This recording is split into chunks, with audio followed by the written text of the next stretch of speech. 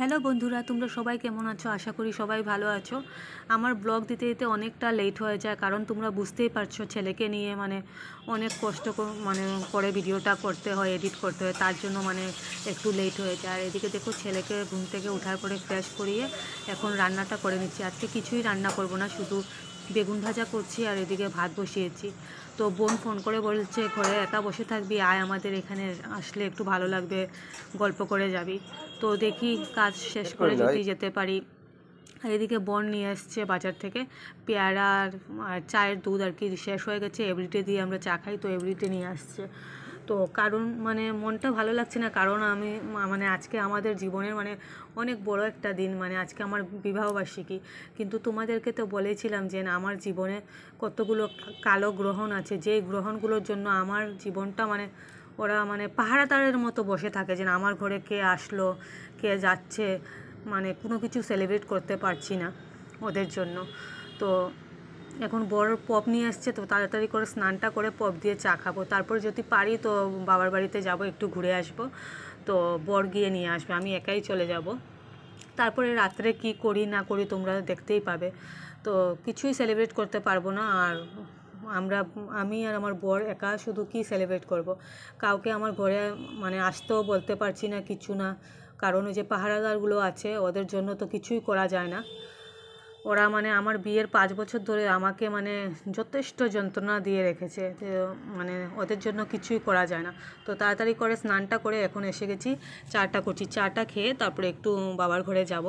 আর নিজেই সবগুলো কাজ করেছি, মাসির অপেক্ষা করতে গেলে দুপুর 2টো বেজে যাবে, তো মাসি 2টোর সময় আসবে, তার জন্য নিজেই একা সব কাজ করে এখন চলে আসলাম বাবার ঘরে। দেখো গাছগুলো, মার গাছে অনেক সুন্দর সুন্দর ফুল ফুটেছে। এদিকে মার দাঁতে খুব প্রচণ্ড ব্যথা ছিল, খুব ব্যথা ছিল, তার জন্য ডক্টর দেখিয়েছে। তো ডক্টর দাঁতটা আর কি ফেলতে বলছে, তো দাঁত ফেলে এসছে, তার জন্য এখন দিদি মার জন্য সুজি বানিয়ে দেবে। তো মা ভাত খাবে না, সুজিটা ঠান্ডা করে তারপরে খাবে। আর ছেলের দুষ্টুমি দেখলে তোমরা কি ও যন্ত্রণা করে।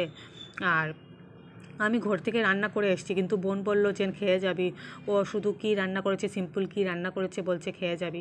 তো ওরাও আজকে ভালো কিছু রান্না করেনি, কারণ মা তো দাঁত ফেলিয়েছে, তো মা রান্না করতে পারবে না, আর বোন রান্না করেছে। আর এখন দেখো সুজিটাও বানাচ্ছে, আর ছেলে এত দুষ্টুমি করছে।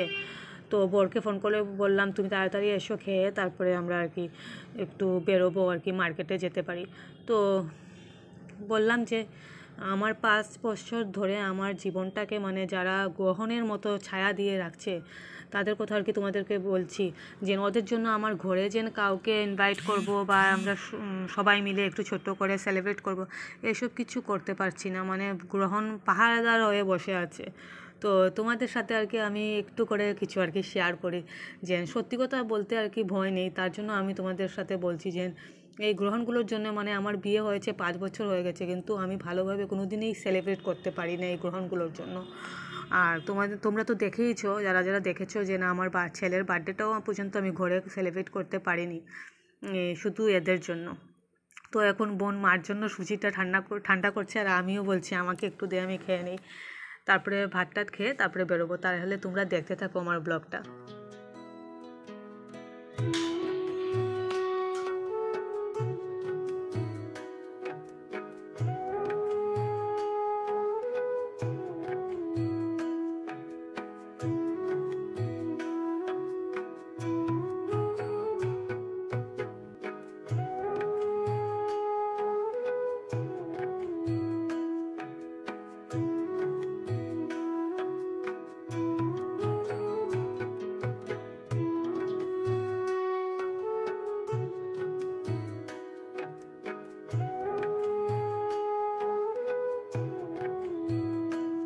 এখন দেখো বরের সাথে একটু মার্কেটে এসেছি, নাহাটাতে এসেছি। তো বর বলেছিল যে ছেলের জন্য শীতের ঠান্ডার কাপড় কিনবে, তো আমি এসেছি। আর এখন বলছে যে না, ছেলের জন্য পরে কিনবো, আগে তোমাকে বললে তুমি আসতে না, তার জন্য ও বলেনি। আর এখন বলছে যে তুমি একটা শাড়ি নিয়ে নাও, তাই একটা শাড়ি নিয়ে নিয়েছি। তো শাড়ি নিয়ে তারপরে আমরা এসেছি একটু রেস্টুরেন্টে, খাওয়া দাওয়া করে তারপরে চলে যাবো। আর এটা হলো নবাব রেস্টুরেন্ট। তো একটা কথা তোমাদেরকে বলি, আমাদের বিবাহবার্ষিকীটা কেক ছাড়াই সেলিব্রেট করছি। দেখো, সবাই থাকলে একসাথে মজা করে কেকটা কাটার আনন্দটাই আলাদা। তো দুজনে মিলে আর কি কেক কাটবো, তার জন্য আর কেকটা নেওয়াই হলো না। তো বললাম না যে কিছু মানুষ আছে যাদের জন্য আমার সব কিছুতেই মানে বাধা পড়ে, ওদের জন্য মানে কিছু ভালো মতো সেলিব্রেট করতে পারি না, কিন্তু আমি আর বর মিলে সুন্দর করেই সেলিব্রেট করছি ছেলেকে নিয়ে। তো তোমরা দেখতে থাকো আর আমার পাশে থেকো।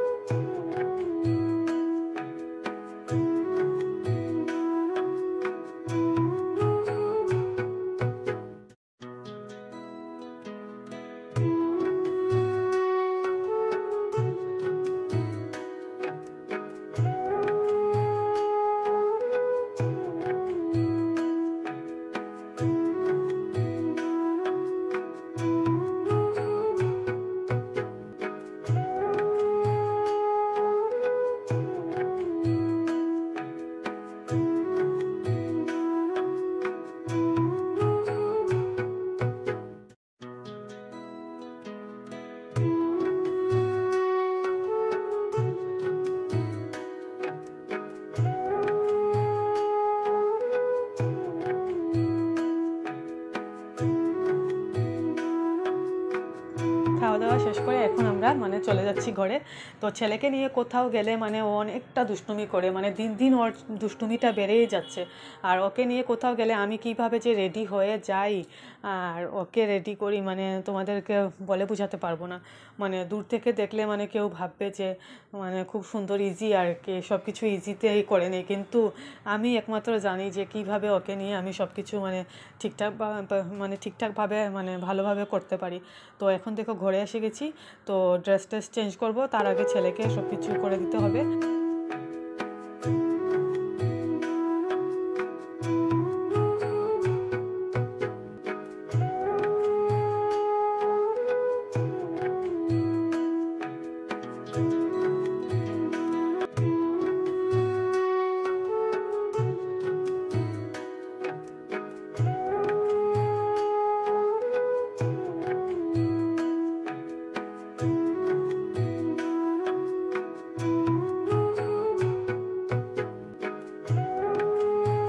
এদিকে দেখো বর বলছে যে তোমার জন্য গিফট নিয়ে এসেছি, তুমি এটা খুলে দেখো। তো আমি বললাম এটা তো আর সারপ্রাইজ বা কিছু তো রইলো না, আমি তো নিজের গিফটটা নিজেই পছন্দ করে নিয়েছি। তো বর বলছে না তুমি মানে খুলে দেখো, সবাই তোমার বন্ধুরা সবাই দেখে নেবে, তার জন্য আর কি ওর কথা রাখতে মানে খুলে দেখছি শাড়িটা। তো তোমাদের মানে আজকের আমার ব্লগটা দেখতে কেমন লেগেছে প্লিজ কমেন্ট করে জানাবে। আর যদি ভালো লেগে থাকে তাহলে প্লিজ আমার চ্যানেলটা সাবস্ক্রাইব করো, লাইক করো, শেয়ার করো। তাহলে আজকের মতো এখানেই শেষ করছি, বাই।